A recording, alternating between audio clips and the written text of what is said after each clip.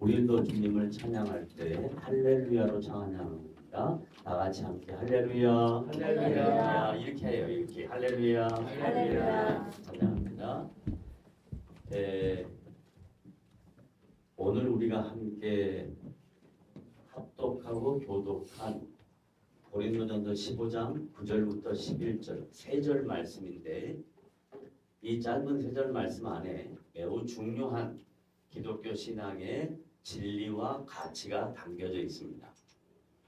먼저 여러분들이 생각하실 때 제가 한두 번 설교 중에 말씀을 드렸는데, 초대 교회가 여러 지역에 있었단 말이죠. 예를 들면 로마 교회, 에베소 교회, 빌립보 교회, 골로새 교회, 데살로니가 교회, 그리고 고린도 교회, 이렇게 여러 지역의 교회들이 있었어요. 근데 그 여러 지역의 교회 성도들 중 유독 어떤 교회 성도들이 사도 바울의 말씀을 잘 기울이지 않았을까요? 눈치는 빨라. 고린도 교회. 고린도 교회가 사도 바울의 말씀에 귀를 잘 기울이지 않았어요. 그러면 거기에는 이유가 있겠죠. 어떤 이유가 있냐면 고린도라는 도시가 갖고 있는 특성이 있습니다. 그 특성이 뭐냐면 지중해 연안을 끼고 있는 최대 무역 항구, 상업 교역지. 그러다 보니 여러 지역에 있는 사람들이 모여와서 함께 사는 다민족 도시, 이렇게 생각하면 돼요. 그래서 여러 사람들이 모여 살다 보니 각자 자기가 믿는 신이 있을 거 아니에요. 그 대부분 각자 믿는 신들은 능력 있는 자라고 생각해요. 안 되는 일, 못하는 일, 그리고 어려운 일, 이런 것들을 바꾸어주는, 상황과 환경을 바꾸어주는 대상이 신이라고 생각해요. 그런데 기독교는 환경과 상황을 바꾸는 종교가 아니에요. 따라하세요. 기독교는 죽었던 생명을 살리는 종교입니다. 그러니까 타종교와 기독교의 가장 중요한 차이가 상황과 환경을 바꿔서 사람들의 삶을 편안하게 해주는 그런 종교가 아니라, 하나님을 모르면 그의 영혼이 죽어 있습니다. 하나님을 모르면 아무리 똑똑한 사람도 인간의 본질을 잘 모릅니다. 그런데 그리스도 예수를 통해서 하나님을 알면 뭘 생각하게 되냐면 인간의 본질에 대하여 생각하게 돼요. 자, 곧 인간의 본질이 무엇인가 하는 거예요. 그 인간의 본질에 대하여 그 시대에 수많은 헬라 철학자들이 있었어요. 그 헬라 철학자들은 인간의 이성으로 자기 자신이 누구인가를 가르쳐주는 역할을 했어요. 그래서 A라는 철학자는 소수의 무리들에게 인간의 본질이 물이다. 왜냐하면 우리 육체의 물이 몇 프로예요? 70% 정도 된단 말이에요. 그러니까 인간의 본질은 물이다 그랬다. 근데 또 반면에 물의 반대는 뭐예요? 불이잖아요. 또 어떤 철학자는 인간의 본질은 뭐다? 불이다. 왜냐하면 인간이 불이 없이 살 수는 없단 말이죠.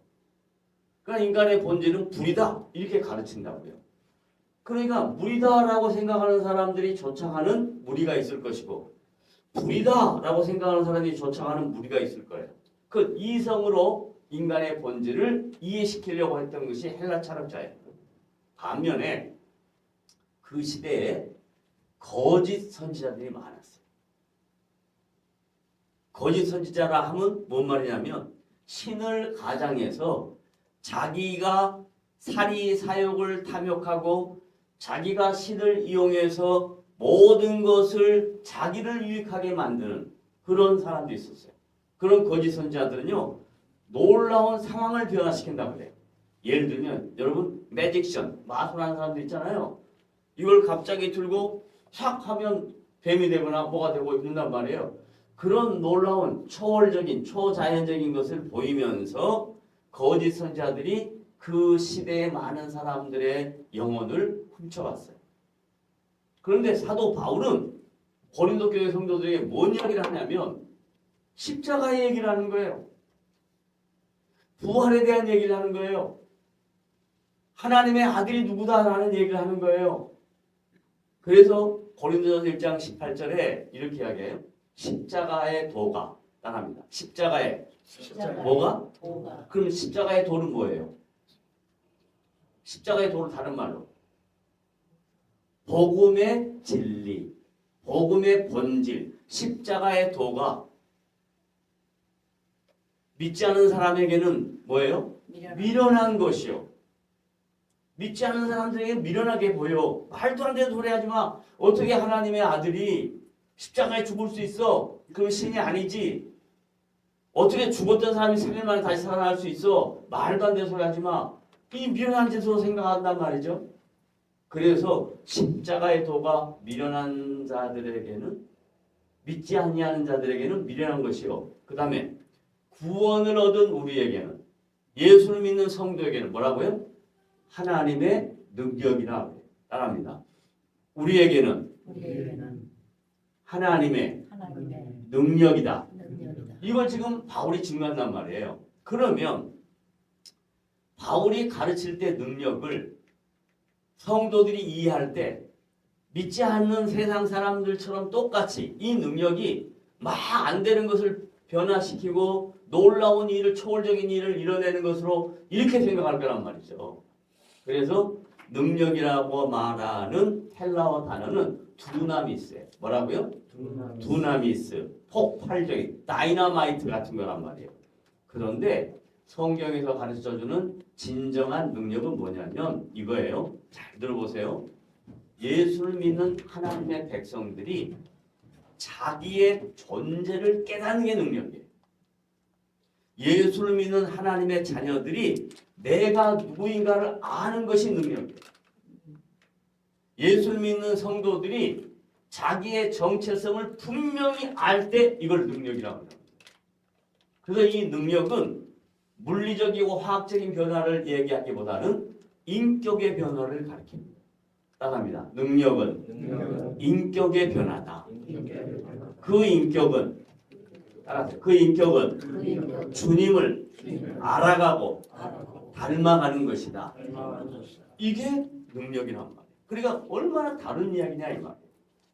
자, 그런 얘기를 하니까 고린도 교회 성도들이 사도 바울의 말이 재미도 없고 인정도 안 되고 뭔가 좀 엑사이팅하고 놀라운 일이 일어나면 좋겠는데 그게 안 일어난단 말이지. 그러니까 사도 바울의 말을 신임을 안 하려고 그래. 그래서 12장의 은사에 대한 이야기를 하는 거고 14장의 은사에 대한 이야기를 하는 거고 13장의 사랑에 대한 이야기를 하는 거고 15장의 부활에 대한 이야기를 하려고 하는 거예요. 그래서 부활에 대한 내용을 설명하기 전에 사도 바울이 자신의 정체성을 정확하게 설명해요. 뭐라고 하냐면 다 같이 읽어봅시다. 시작. 사도 바울의 정체성에 대한 고백. 그건 누구나 다 자기 정체성이 있을 거 아니에요. 여러분 몇 해 전에 소천했습니다. 88세 일기로 우리나라 문화부 장관도 했고요.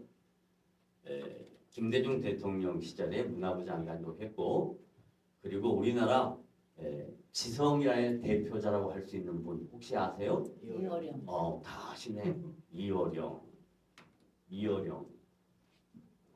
그분의 마지막 삶의 모습을 책으로 만든 게 있어요. 위대한 수업이라는 책. 위대한 수업. 그러면 또 물을게요.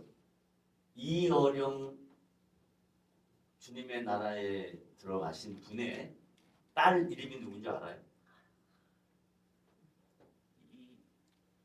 당연히 이겠지. 그걸 모르는 사람이 어디 있어? 이민아래. 이민아. 1959년생이고 이화여대에 나왔는데 얼마나 똑똑했냐면 아버지 닮아서 미국 가가지고 미국에서 공부하고 미국에서 변호사가 되고 검사가 되고 나중에 목사가 됐어요. 그런데 목사가 될 즈음부터 자기에게 질병의 신호가 왔어요. 그런데 이 질병보다 자기 생명보다 더 중요한 것이 뭐라고 생각했냐면 복음이라고 생각합니다. 그래서 그때부터 복음 증거자의 삶을 살기 시작했어요. 그 아버지 된 이어영 씨가 자기 딸의 변화된 모습을 보고 방금 전에 제가 능력은 뭐라고 이야기했어요? 인격이라고 그랬죠. 이민아 씨가 김한길 씨하고 이혼하고 질병이 있고 정말로 삶의 질곡에 어려움이 있었는데 복음 때문에 주님 때문에 변화되어가는 모습을 자기 아버지가 보는 거예요. 그래서 퀘스천을 갖는 거예요. 도대체 내 딸, 자기 DNA 반 이상이 있을 DNA의 딸이 어떻게 이렇게 변화되었을까? 그 딸의 정체성은 도대체 뭘까? 라고 퀘스천을 하겠어요. 그때마다 이 딸이 목사로 아버지에게 복음 전도를 합니다. 복음 전도를 합니다. 처음에 이여령 씨 반응입니다. 내가 지성인인데 그런 기독교에 말도 안 되는 얘기를 내가 믿을 것 같으냐? 이게 뭐냐면 헬라 철학자들. 이성으로 지성으로 예수님을 믿으려고 그러는 거예요. 그 다음에 두 번째, 만약에 너가 증거하는 복음이 능력이 있다면 너 지금 암 걸려서 고생하잖아. 너 암이 나아야지. 너 병이 고쳐져야지. 그러면 하나님이 살아있나 보다 라고 생각하고 내가 믿을 수 있지. 근데 사랑하는 딸이 어떻게 된 거예요? 죽어 가는 거예요. 그 사랑하는 딸을 보내고 난 다음 이어령 씨에게 주님이 찾아오셨어요. 그 마음이 녹아지기 시작합니다.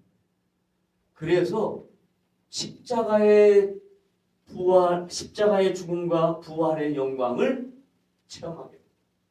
그리고 난 다음 이어령 씨가 자기가 누구인가를 알게 됩니다. 나는 정말로 별 볼 일 없는 사람이구나 이렇게 생각하는 거예요. 그 전에 자기는 어떤 사람이냐면 대한민국의 최고의 지성인이라고 생각했어요. 근데 하나님 앞에 서니까 자기는 별 볼 일 없는 사람. 이렇게 무가치한 사람에게 주님이 찾아오셔서 내 죽었던 생명을 다시 소생시키셔서 살리는 영으로 나를 하나님의 백성으로 삼으셨구나 깨닫게 된 거예요.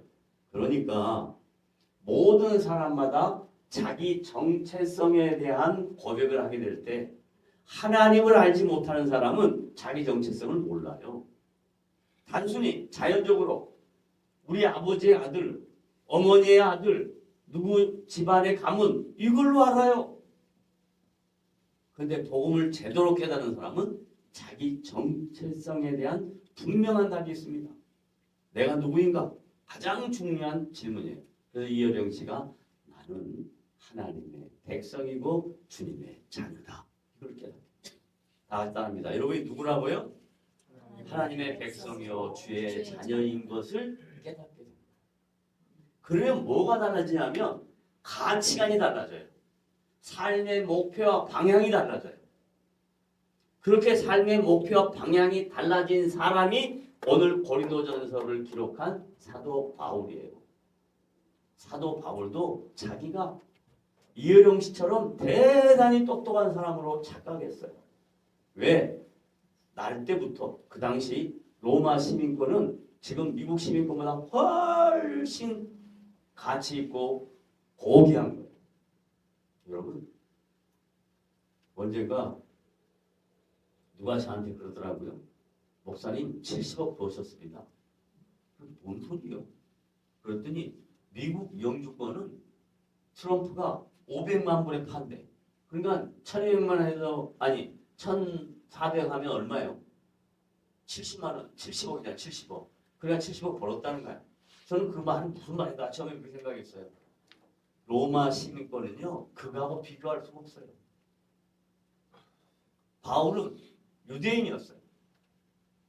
로마의 지배를 받는 아주 작은 국가의 한 국민이었어요. 그런데 그는 태어날 때부터 로마 국적 시민권을 갖고 있어요.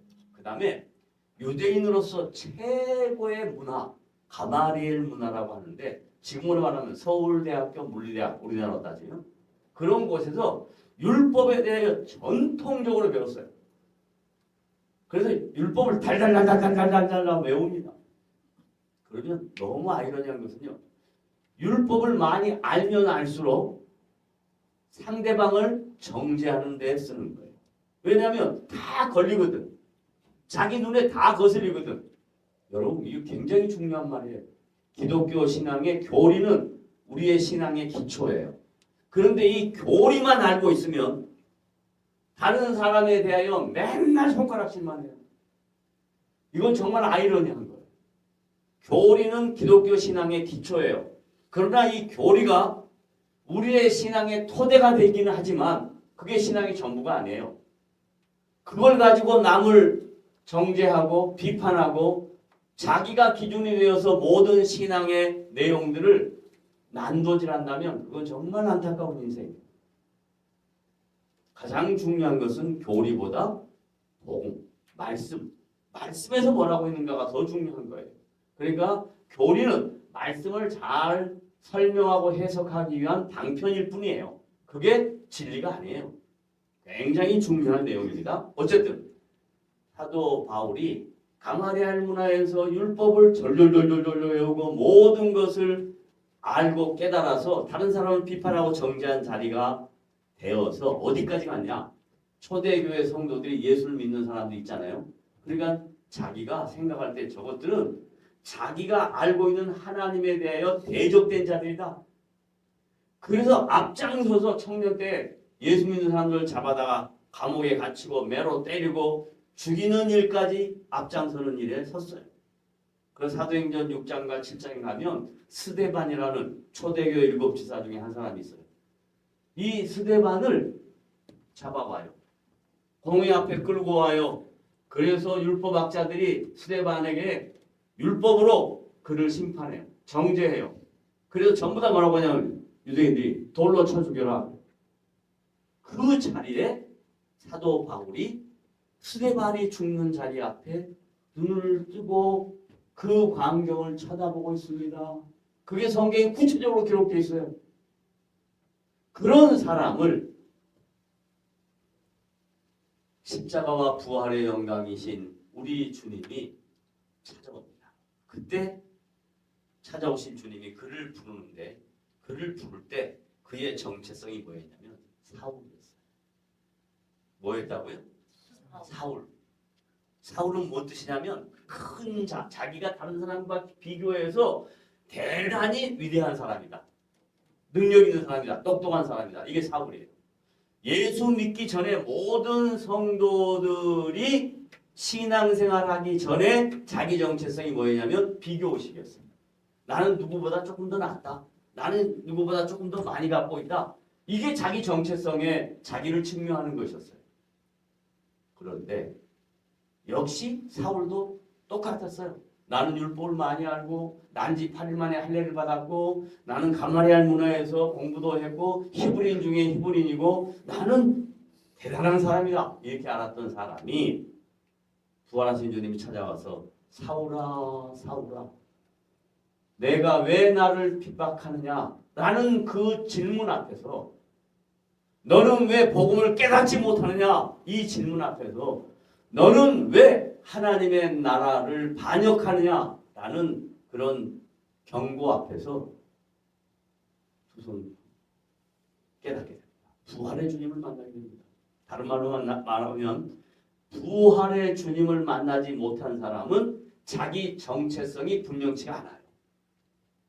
부활의 주님을 만난 사람은 자기 정체성이 분명해져요. 그래서 어떻게 되냐? 사울이라는 이름 큰 자가 뭘로 바꾸냐? 바울이라는 이름으로 바꿔요. 그건 뭔 뜻이다? 작은 자다. 나는 작은 자다. 자기 정체성이 시작이에요. 복음을 제대로 깨닫는 사람은 자기가 겸손해지는 거예요. 하나님 앞에 겸손해지는 거예요. 난 별거 아니다 라는 것을 깨닫게 됩니다.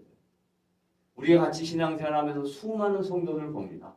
그러나 이 정체성에 대한 고백이 분명치 못한 사람은 여전히 자기가 대단한 사람인 걸 착각해요. 목사, 장로, 권사, 집사 다 소용없어. 다 똑같아. 자기 정체성을 제대로 깨달으면 주님 앞에서 나는 아무것도 아닙니다. 나는 아무것도 아닙니다. 마른 막대기와 같습니다. 하나님이 마른 막대기를 사용하시는 거예요. 하나님은 아무것도 아니다고 고백하는 사람을 사용하시는 거예요.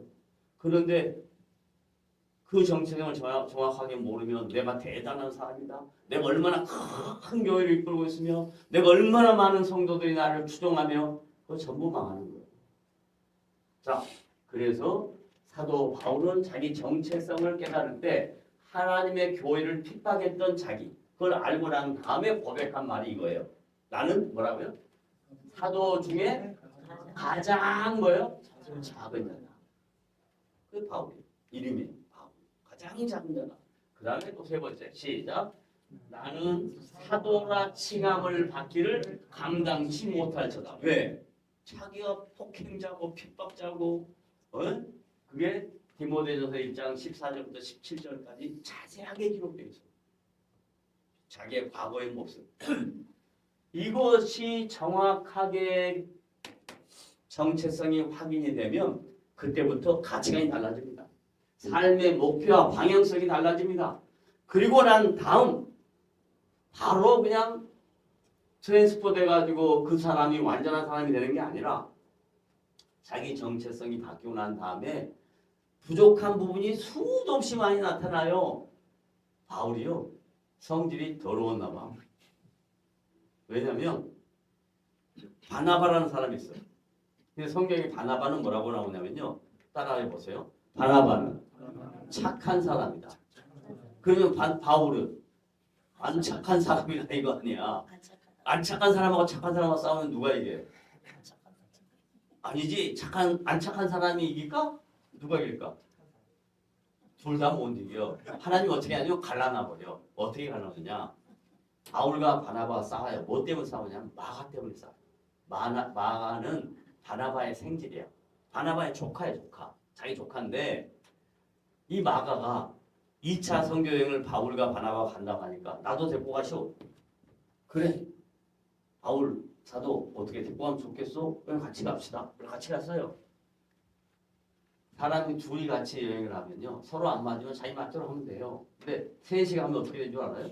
2대1이 되는 거예요. 꼭 편이 갈라져. 그래서 바울과 바나바가 싸움을 붙는데 뭐 때문에 싸우냐면 아침에 딱 일어났는데 마가가 제일 늦게 일어나. 바울과 바나바는 일찍 일어나가지고 새벽에 기도하고 이러는데 마가는 늦게 일어나. 그러면 거참들이 볼 때 이 말이 돼 안 돼? 말이 안 되잖아. 그럼 밥을 지어놨어. 그럼 밥 지어놔서 밥 먹자. 그러면 와서 바로 먹으면 또 얼마나 좋아. 따지다가 늦게 와. 그 밥 다 먹고 나서 이제 설거지 하려면 먼저 또 설거지 해야 되잖아. 안 해. 청소도 안 해. 그러니까 하루 쌓여 이틀 쌓여 쌓이다 보니까 이제 성기 난 거야. 그래서 바울이 너 생길 마가 이거 던져버려 버려버려. 그러니까 바나바 아니 지금 제가 아직 몰라서 그래. 시간이 지나면 알 수 있어. 그래서 그럼 바울이 뭐라고 하냐면 그래? 그럼 너희 둘 가. 나는 신라 데리고 갈게. 그래가지고 신라 데리고 빌립보로 갑니다. 그래 빌립보로 갔는데 바울과 신라가 빌립보에 가면 자기들이 의롭잖아. 의기양양해 갔는데 딱 기다리고 있는 게 뭐냐? 매 맞는 것과 옥에 갇힌 거야. 참 이거 놀라운 일이지. 그 나머지 내용은 다음에 또 기회를 가지고 또 시간 빨리 끝내려면 오래 걸린다. 자, 그래서 이 정체성을 제대로 깨달으면 바울이 이제 이렇게 되는데 그러면서 자기 정체성에 대한 이해로 이 앞에 살았던 삶과 다른 삶 그리고 지금 내가 살고 있는 이 삶은 뭐냐 이렇게 하죠. 그러나 시작 나의 나 된 것은 자기의 being 그리고 doing 자기의 존재와 지금 현재 자기의 상태를 뭐라고 설명하냐? 하나님의 뭐라? 은혜다. 그러므로 나나 그들이 이같이 전파하면 뭐? 은혜를 전파해야지. 하나님의 은혜를 전파해야지. 그러면 너희도 이같이 믿었을 것이다. 하나님의 은혜를 믿는 것이 기독교시다. 우리가 잘나서 여기까지 온 게 아니고 하나님의 은혜로 여기까지 온 거예요. 그걸 절대로 잊지 마시고 여러분의 인생 속에 하나님의 은혜가 충만하게 넘치시기를 주님의 이름으로 부탁을 드립니다. 아멘. 기도합시다.